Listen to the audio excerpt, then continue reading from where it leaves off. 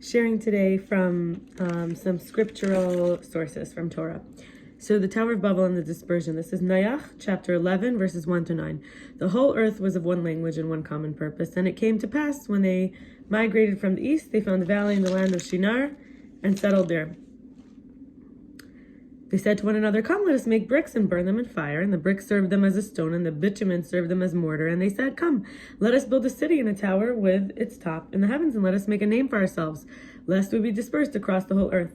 Hashem descended to look at the city and the tower which the sons of man built. Then Hashem said, "Behold, there are one people with one language for all the and this they begin to do, and now should it not be withheld from them all they propose to do? Come, let's descend and they're confused their language, that they shouldn't understand one another's language." And Hashem dispersed them from over the face of the whole earth, and they stopped building the city. That's why it was called Babel.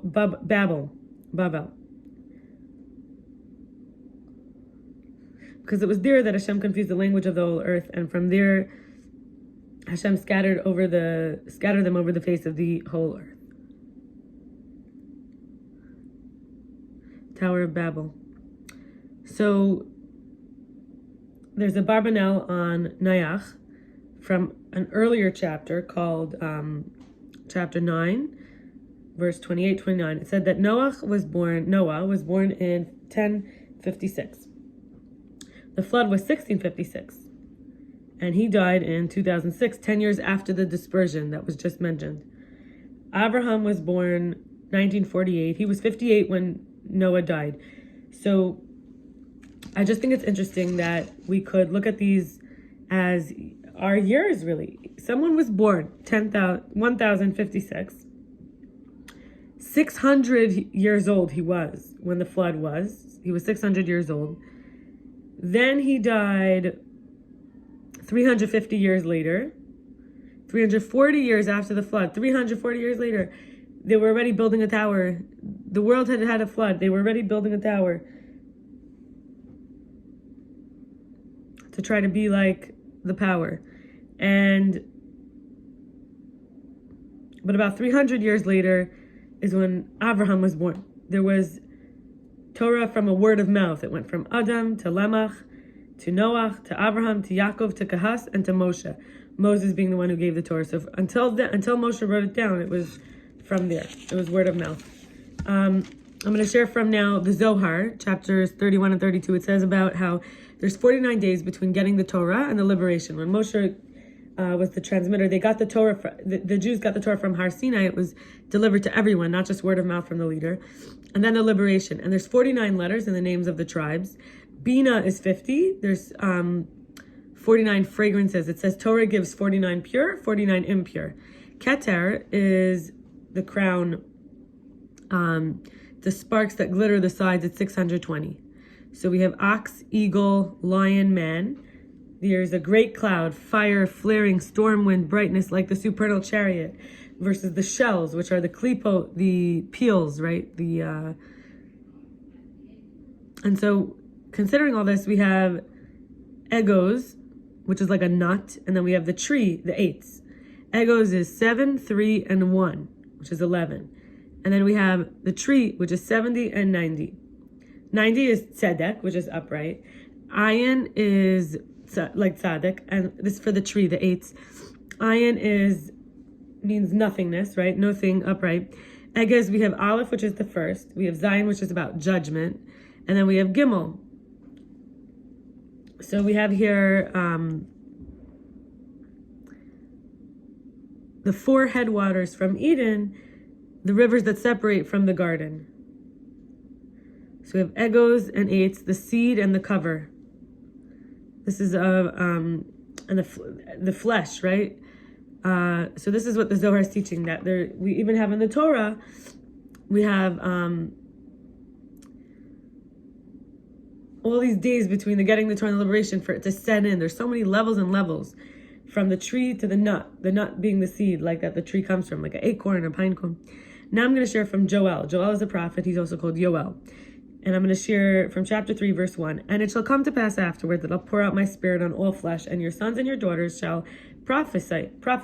Your old man shall dream dreams, Your young men shall see visions, and also upon the servants and handmaids. In those days will I pour out my spirit. Verse 2, and I will exhibit wonders in the heaven and on the earth, blood and fire and pillar of smoke. This is 2-5. The sun shall be turned into darkness and the moon into blood before the coming of the great and terrible day of the Lord. And it shall come to pass that whoever shall call on the name of the Lord shall be delivered. For in Mount Zion and in Jerusalem there shall be those that escape, as the Lord has said, and among the remnant those whom the Lord shall call. Joel chapter 4, verse 8. And I'll sell your sons and daughters into the hand of all the children of Yehuda, and they'll sell them to the Shivaim, a nation of people far off, because the Lord said it. And verse 19 of chapter 4, Mitzrayim, or Egypt, shall be a desolation, and Edom, some people say it's Germany, some people say it's America, some people say it's Europe, shall be a desolate wilderness for the violence done to the children of Judah, Yehuda, because they have shed innocent blood in their land. I'll share now from Amos, chapter 7, verse 7. Thus he showed me, behold, the Lord stood on a wall of plumling with a plumb line in hand. Now, plumb line could also be Enoch. So when we look at those letters, we think of Enoch went to heaven alive, just a few generations between Abraham and Noah. Then we have chapter 7, verse 16. Now, therefore, hear the word of Hashem. You say, don't prophesy against Israel or preach against the house of Yitzchak. Yitzchak. Not Yitzchak, Yitzchak.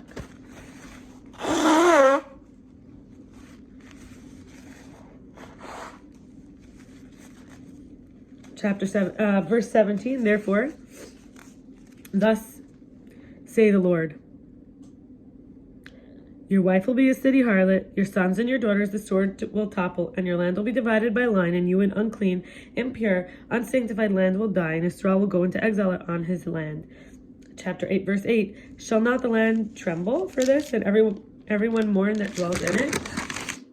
And it shall all rise up like the river, the Kihor, and it shall overflow and sink down like the river, Kihor of Mitzrayim. And then speaking about Abraham, I mentioned like Abraham, it went word of mouth from Noah to Abraham. Abraham was 58 when Noah died. He was born in 1948, so in 2006 he was 58 years old. And this sounds so recent, 2006. I wonder, like, we could look at it now. We're in 2024. So in 2024, it was a short time after Noah had died in the Jewish calendar, because the Jewish calendar is from the beginning, versus non-Jews tried to restart, some Gentile Christians tried to restart time for the whole modern world, that Jesus, the day that he, basically using his life as the denominator of time. So then we have Lech Lecha, then a chapter in Genesis. This is chapter 17, verse 9 to 14. God said to Abraham, and as for you, you shall keep my covenant, you and your offspring after you throughout all generations. This is my covenant, which you shall keep between me and you and your offspring after you. Every male among you shall be circumcised. You shall circumcise the flesh of your foreskin, and that shall be the sign of the covenant between me and you. At the age of 8 days, every male among you shall be circumcised. Throughout your generations, he that is born in the household or purchased with money from any stranger, who's not your offspring, he that is born in your household or purchased with their money shall surely be circumcised.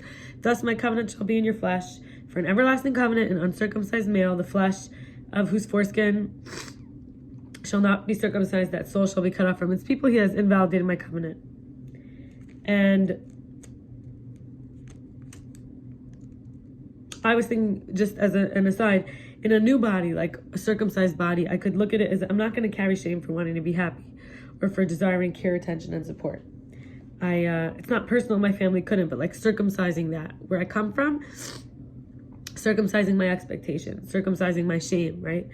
And also, like, wombs can come out of alignment physically, with aging, reproductively, as armor, because of a sedentary life, because of roughness, because of the pelvis, the hips, the tailbone, the feet. And I think about, birthing, like, and the womb itself, which is all about germination.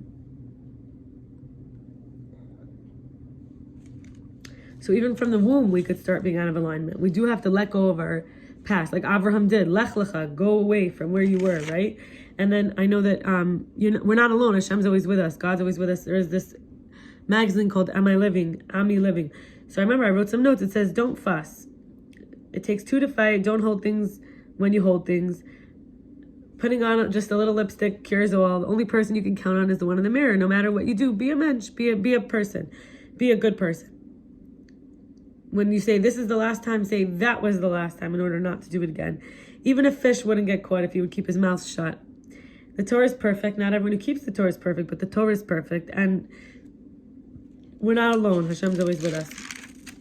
And one last thing. Rabbi David Feinstein says, Maka, Memchaf, a wound or a plague is the same thing as mach, which is a poor person. So,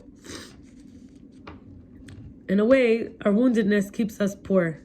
For the sake of our healing, we'll be like rich with health, with wellness, with Torah,